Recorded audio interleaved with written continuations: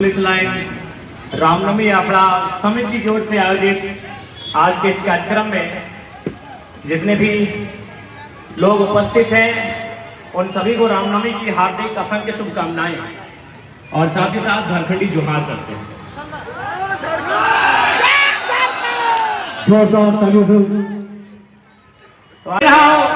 यहाँ जो आपके दो प्रत्याशी हैं, माननीय भारतीय जनता पार्टी के प्रत्याशी श्रीमान ढोलू महतो जी, बंगमारा के इतिहास को देखिएगा। मैं सबसे पहले मैं भारतीय जनता पार्टी के प्रत्याशी श्रीमान ढोलू महतो जी को संदेश दूंगा श्रीमान कि यदि आप सच में धार्मिक हैं और राम जी के नाम पे मत मांगेंगे तो चूंकि अखबार के पन्ने कहते हैं कि कोयले के कारोबार में आपने बहुत करोड़ों का संपत्ति बनाया है, तो धर्म का मतलब होता है दया, धर्म का मतलब होता है दान। आपसे आग्रह होगा आप कम से कम 75% अपनी संपत्ति को गरीबों को दान कर दीजिए, आपको धार्मिक मानेंगे। अखाड़ा प्रदर्शनी का कार्यक्रम है और तो ज्यादा समय नहीं लेंगे। शुभकामनाओं के साथ यही कहना चाहेंगे कि आज श्री राम मर्यादा पुरुषोत्तम श्री राम का दिवस है, अतः हमारा कर्तव्य बनता है कि उनके आचरण को, उनके जीवन दर्शन को अपने जीवन में उतारना चाहिए। आज इस देश की बात करें तो बहुत सारे लोग भगवान राम के नाम पर राजनीति करते हैं, लेकिन शायद खुद उनके रास्तों पर नहीं चलते हैं, ना ही उनके मार्ग को प्रशस्त करते हैं। आज चूंकि लोकसभा का चुनाव भी है और लोग कहीं ना कहीं राम जी के नाम पर वोट में उनके नाम का, उनके चरित्र का जरा सा भी लक्षण नहीं दिखता है। उदाहरण के लिए जहां तक राम जी के बारे में आप सभी जानते हैं, हम भी जानते हैं और इतिहास भी बताता है कि उन्होंने माता सबरी के जूठे पैर खाए थे। और हमारा एक सांसद है, हालांकि इस बार नहीं लड़ रहा है, वो हजारीबाग का है, वो जब जनता से मिलते थे तो मिलने के बाद अपने हाथों को सैनिटाइज से धोते थे और वो भारतीय जनता पार्टी के सांसद थे। तो जो लोग राम के नाम पर वोट लेते हैं, सबसे पहले उन्हें राम जी के जीवन दर्शन को अपने जीवन में उतारना चाहिए। और मैं किसी से नहीं डरता हूं, 2 साल से मेरा रिकॉर्ड रहा है, चाहे डीसी रहे, चाहे एसपी रहे, चाहे टाटा रहे, चाहे बिरला रहे, सही रहता मैं सामने कहता हूं और आप भली भांति जानते हैं, मेरा नाम सुने ही होंगे। तो वो हजारीबाग के सांसद है, अभी नहीं लड़ रहे, नाम उनका जयंत सिन्हा है। क्या करते हैं, राम जी के नाम पर वोट मांगते हैं। और राम जी के बारे में हम क्या जानते हैं कि उन्होंने सबरी का जूठा पैर खाया था। और वो शख्स क्या करते हैं, अब हजारीबाग की जनता से पूछिएगा, अगर जनता से गलती से हाथ मिला ले तो सैनिटाइज करके हाथ धोते। इसलिए आज इस देश की जनता को भी चिंतन करना होगा, इस देश की जनता को भी समझना होगा कि वास्तव में राम का जीवन कैसा होना चाहिए, राम को जो आदर्श मानते हैं वो कैसा होना चाहिए। आज बहुत सारे ऐसे सांसद प्रत्याशी होंगे आपके बीच जिनके नाम पर करोड़ों हजारों करोड़ों की संपत्ति है और आज वो लोग भगवान के नाम पर वोट मांगते हैं। तो मैं उन लोगों को विशेषकर, चूंकि धनबाद हमेशा यहाँ धर्म को लेकर मतदान होता है, तो मैं उनसे कहूंगा, खासकर मतदाताओं से, जो लोग भगवान जी के आड़ पे वोट मांगते हैं, उनसे कहिएगा कि आप देश के महान संत स्वामी विवेकानंद से ऊपर नहीं है। देश के महान संत स्वामी विवेकानंद ने एक लाइन कहा था, धार्मिक कार्यक्रम में अब तो आज नारा ना लगाएं, अभी पूरा लोकसभा का चुनाव बाकी है, अवसर हम लोग देंगे।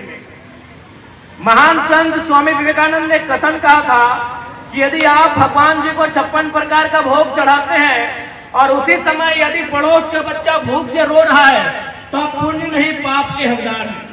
तो इन सांसदों से पूछिएगा, इनके पास करोड़ों की जमीनें हैं, इनके पास करोड़ों का बैंक बैलेंस है, इनके पास करोड़ों की प्रॉपर्टी है, तो अब किस मुंह से धर्म की बात करते हैं श्रीमान?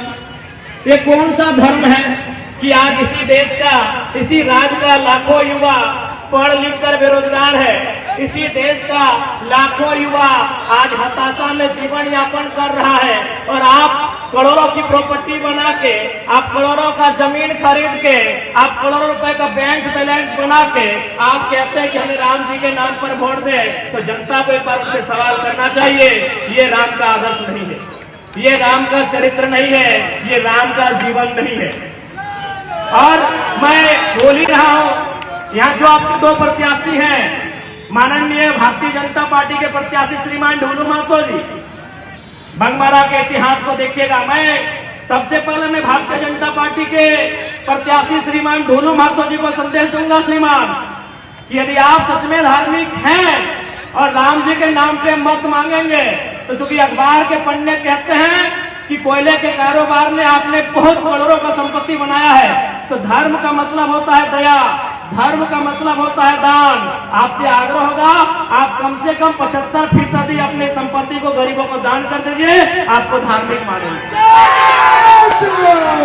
मैं इंडिया कांग्रेस गठबंधन की प्रत्याशी अनुपमा सिंह जी को भी कहना चाहूंगा, क्योंकि आप उनके बारे में नहीं जानते, नहीं है। उनके पति बेरमो से विधायक है श्रीमान अनूप सिंह। मैं आपको एक लाइन उनके बारे में बताऊंगा। एक दिन पेपर में पढ़ा होगा आपने कि कोयले के कारोबार में एक दिन में 1 करोड़ रुपया कमाते हैं। एक दिन में 1 करोड़ रुपया। मान के चलिए, आज अगर किसी बेरोजगार युवक से पूछा जाए कि आपको दिन भर में कितना पैसा का नौकरी दिया जाए कि आप अपने परिवार के साथ खुशहाली से जीवन यापन करेंगे, 1000 रुपया काफी है। अगर एक दिन का 1000 तो 30 दिन का 30,000। देखिए जितने पुलिसकर्मी है, क्या महीना होगा? 30,000 से 50,000 के बीच होगा। यानी 30,000 रुपए जीवन यापन के लिए काफी है महीना में। आप एक दिन में 1 करोड़ का कोयला बेचते हैं, अगर 1000 से 1 करोड़ को भागा देंगे तो 10,000 निकलता है। ये 10,000 नौजवानों को रोजगार को दबा के बैठे हैं और आप संसद के चुनाव में वोट मांगेंगे। वह मेरे भारत की तस्वीर, ये मेरे भारत की तस्वीर। वाह वाह। पता नहीं ऐसे युवा नेताओं को कैसे चुनते हैं भाई, कैसे ये युवा धर्म के नाम पर, जात के नाम पर ऐसे नेताओं का चुनाव कैसे करती है। एक नेता एक नहीं 10,000 नौजवानों के रोजगार को अकेले दबा के बैठा है, और कैसे हम उनका चुनाव करते हैं, ये बड़ा दुर्भाग्य की बात है।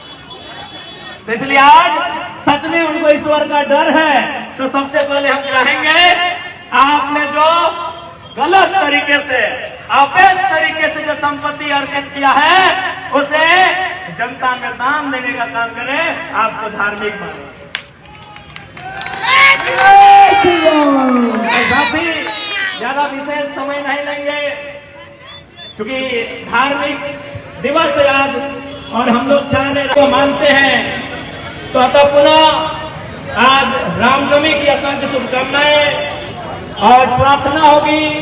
हम प्रार्थना करेंगे कि तमाम जो लोग हैं उनका जीवन सुखियों से परिपूर्ण हो, हम इसकी कामना करते हैं, प्रार्थना करते हैं। और साथ ही साथ क्योंकि यहाँ नौजवान है, युवा पीढ़ी है, युवा पीढ़ी को एक संदेश देंगे कि अब युवा केवल नायक ना बने, युवा विधायक बने, युवा सांसद बने, और इसकी तैयारी आपको करनी है।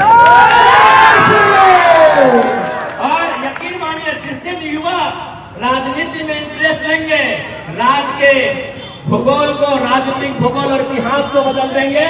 आप देख लीजिए झारखंड में एक युवा टाइगर जयराम महतो, देख लीजिए दिल्ली का ओपिनियन पोल, नेशनल न्यूज का ओपिनियन पोल जाके देख लीजिए कि भाई गिरिडीह से कोई इंडिपेंडेंट जीतेगा।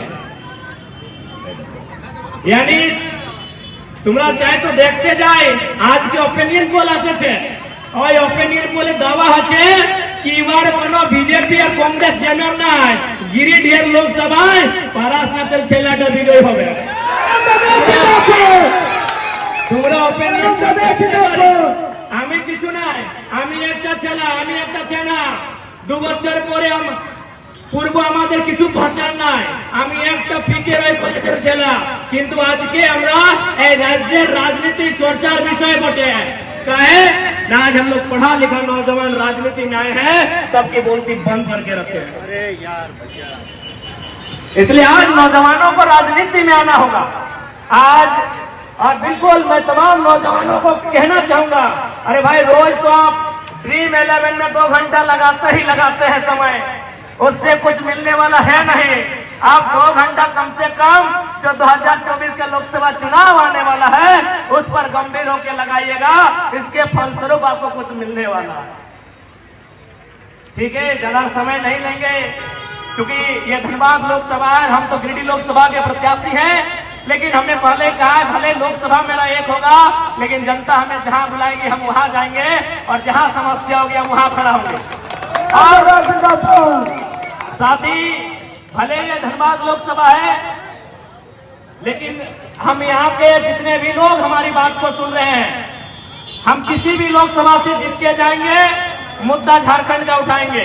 इसीलिए अगर गिरिडीह लोकसभा से हम जीत के जाते हैं तो हमारा लोकसभा में पहला प्रश्न होगा कि 27% कोयला अगर झारखंड देता है तो कोल इंडिया का हेडक्वार्टर कलकत्ता अब नहीं चलेगा। कोल इंडिया का हेडक्वार्टर अब कलकत्ता नहीं चलेगा। 27% कोयला झारखंड देता है। इसीलिए यदि भारत देश की राजधानी कलकत्ता से नई दिल्ली हस्तांतरित हो सकती है तो कोल इंडिया का हेडक्वार्टर कलकत्ता से हस्तांतरित करते हुए धनबाद या बोकारो होना चाहिए। इस बात को मजबूती से रखने का काम करें। बाकी पुनः सबाई के जोहार জানাই, সবাইকে আজ রামনবমীর শুভেচ্ছা। আমি সবাইকে শুভেচ্ছা দিচ্ছি। সবাই ভালো করে থাকবে। জয় হিন্দ, জয় ঝাড়খণ্ড, রাম রাম।